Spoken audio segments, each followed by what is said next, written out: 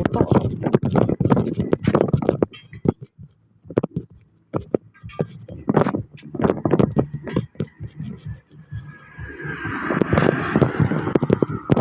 Puntahan natin yung dati kong customer.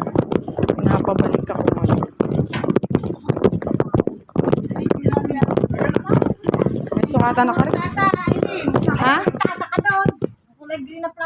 Kala ko galit na naman si nanay. Parang hindi anak ah.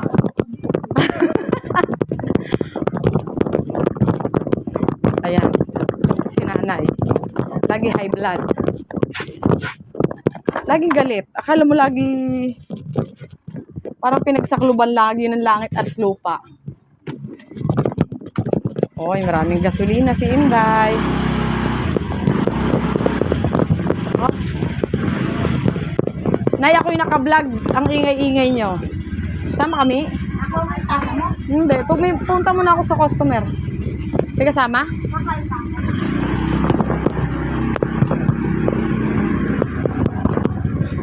Ay, ang init. Ang ganda ng araw. Buti umiinit na. Sana dire-diretso na init para makapagbilad na tayo ng uling. Kasi bukod po sa pananahe, nag-uuling din ako. Siyempre, habang may pagkakataon para magkaroon ng sideline, sumideline. Dahil pag ang grasya ang nagtampo, kahit magpatumbling-tumbling ka pa, wala na. Lumampas na yung pagkakataon. O diba, humuhugot-hugot pa.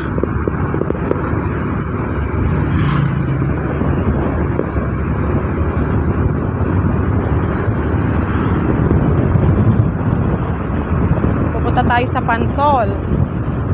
Dahil sa Ate Mimi, yung dati kong customer ay taga doon.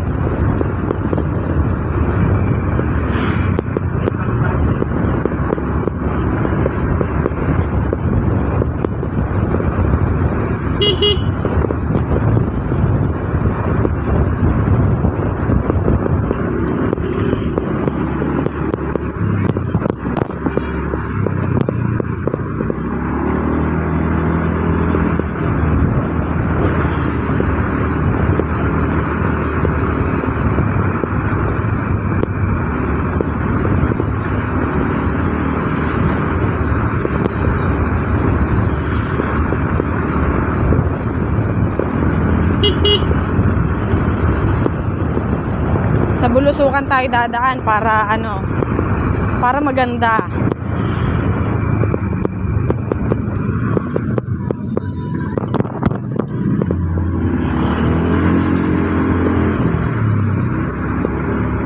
Tayo'y magbubulusukan.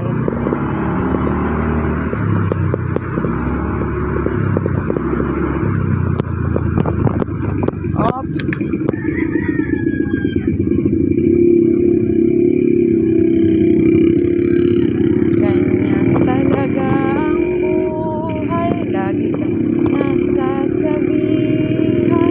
Pagkat ikaw ay bata, lapang nalalaman, tumingin ka sa akin, tayo, basta't musmus ka lamang, malaman ng maaga, ang wasto sa kamali,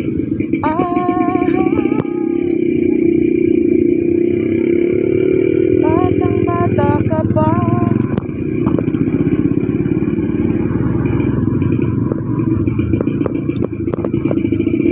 Mamayang hapon, pupunta ulit ako doon sa dati kong customer.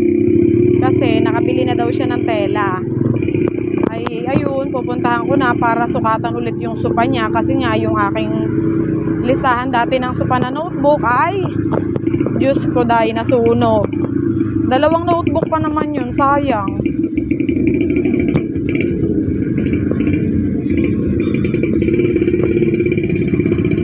Pero pupuntahan ko pa rin si customer. Kasi syempre, sayang yun.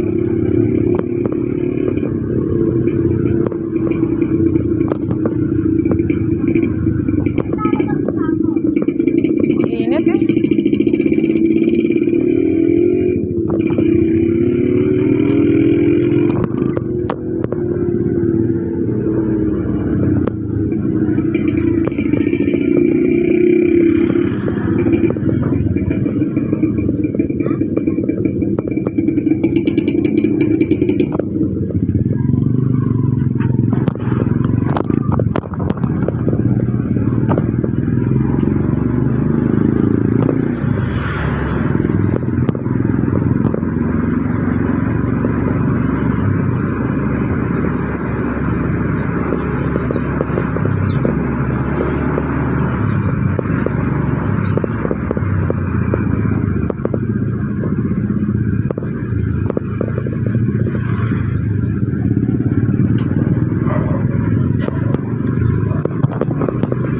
pa ako nakakaligo. Mamaya na ako liligo.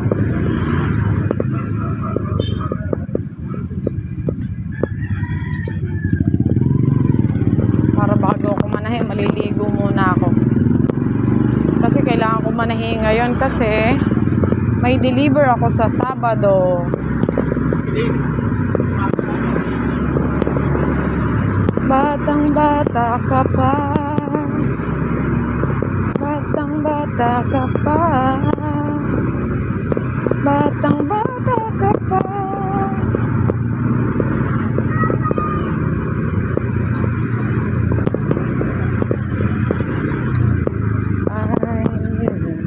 Ay, bukas na nga pala ang ang McDo sa pila. Bukas na ang McDo, pera na lang ang wala.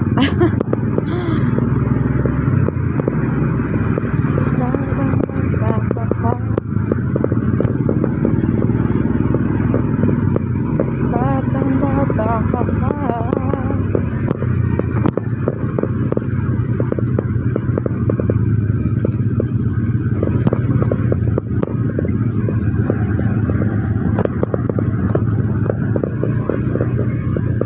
Dito tayo sa Bulusukan dadaan para makita nyo yung ganda ng lugar.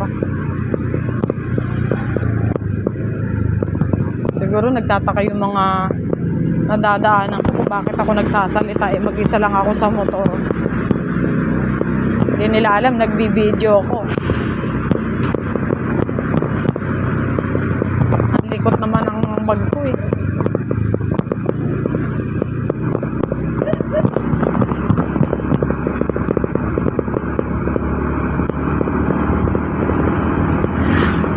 Ayan, ang daming talong. Dito sa side na to, talong. Dito sa side na to dati, ang palaya yan. Pero ngayon, talong na rin na nakatanim. Tapos, ayan na yung tulay. Ano siya, ilog. Tapos, maraming itik dyan. Kwak, kwak, kwak. Ganon. Ayun o. Oops.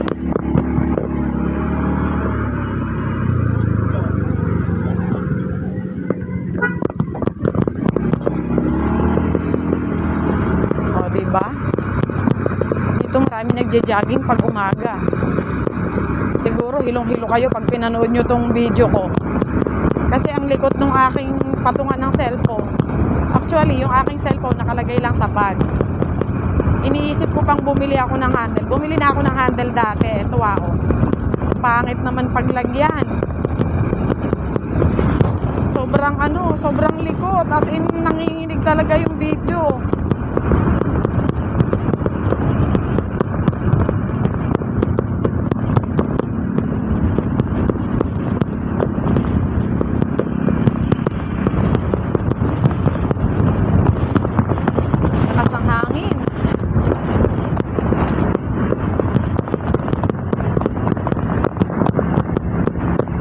Bili ako ng hawakan ng cellphone para nakakapag-video ako ng maayos sa daan.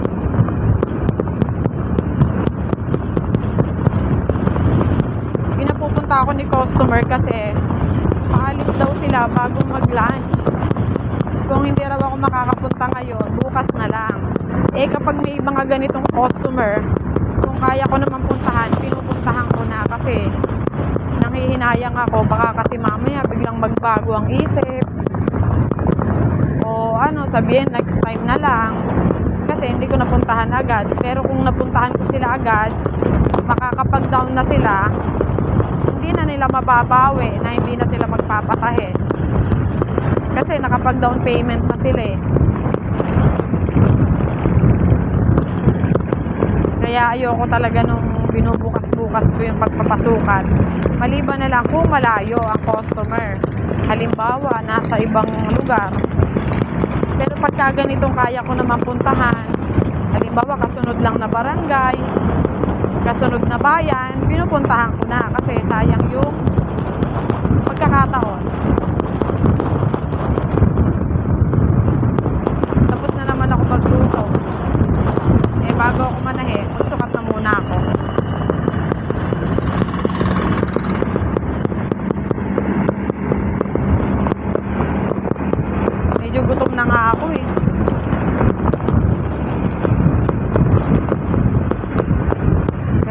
na ako kakain. Nagkape na naman ako eh. Nagkape na ako kanina, tsaka isang tasty. Dalawang slice ng tinapay. Tsaka kape. Okay na yung almusal. Para hindi lumaki ang tiyan. Laki kasi ng tiyan ko, Diyos ko.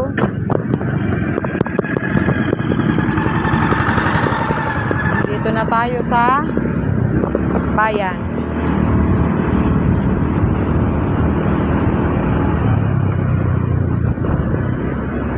Punta tayong Pansol. Kasi taga Pansol yung aking customer. Maganda kaya yung customer ko, si Ate Mimi. Bagay, wala man ako nagiging customer na pangit. Yung mga customer ko, kahit may mga edad na yun, ang gaganda ng mga yun. Saka, wala pa ako nagiging customer na salbahe o ano sa akin. Lahat na nagiging customer ko, mababait. May isa akong customer na na-encounter dati na hindi ko gusto kasi parang feeling ko nalugi ako sa kanya. Hindi ko na ulit siya tinahian kasi ayun nga, ayaw ko na lang ikwento. Kaya nadala na talaga ako kapag kami nagpapatahi. Hindi na talaga ako nahingi talaga ako ng down payment. Hindi talaga ako nananahin ng walang down.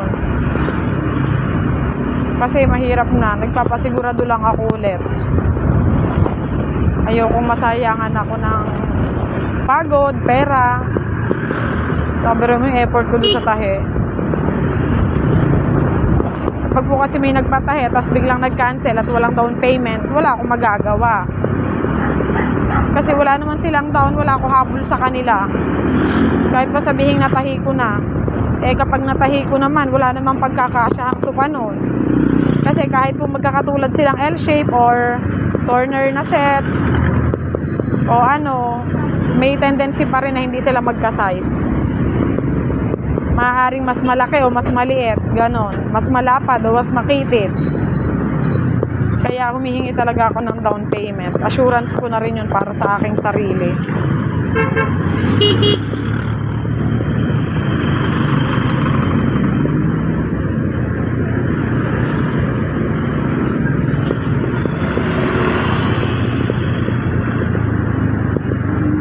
Init, Diyos ko. Kaya ang itim ko eh.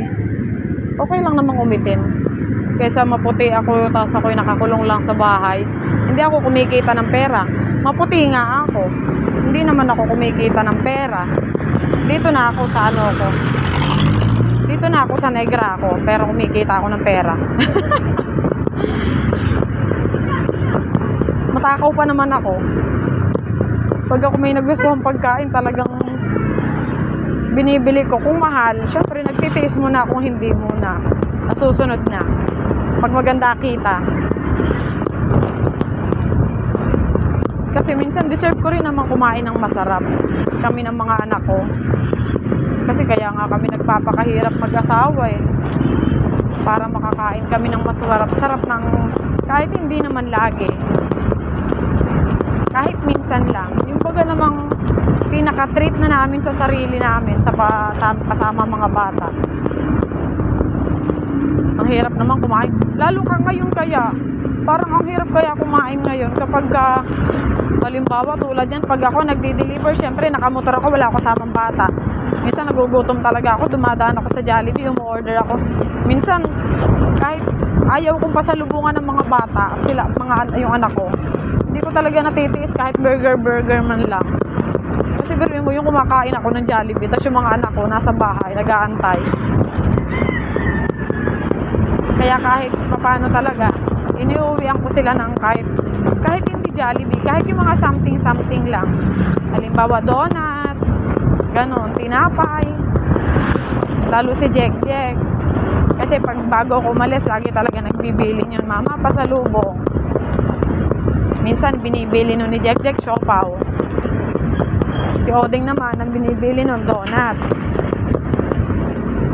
Si Dana naman ang pinapabili nun yung tinapay na may palamang hotdog sa 7-Eleven. Minsan pare-parehas donut yung binibili ko sa kanila. Pag wala naman silang bilhin, ako na lang nagde-decide kasi kinakain din naman nila eh.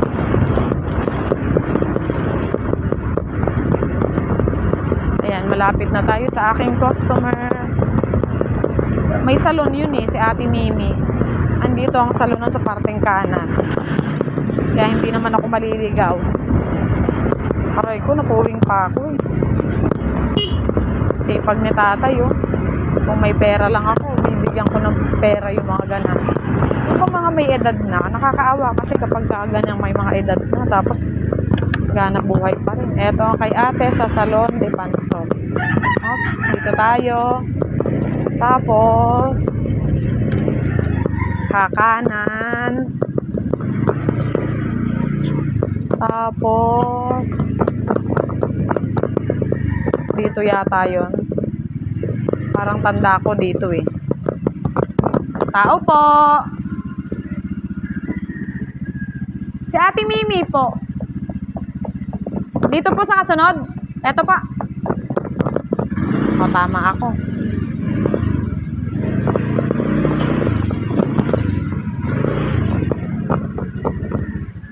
Ganda ng halaman. Ang laki. Apo, te. Ang laki ng halaman.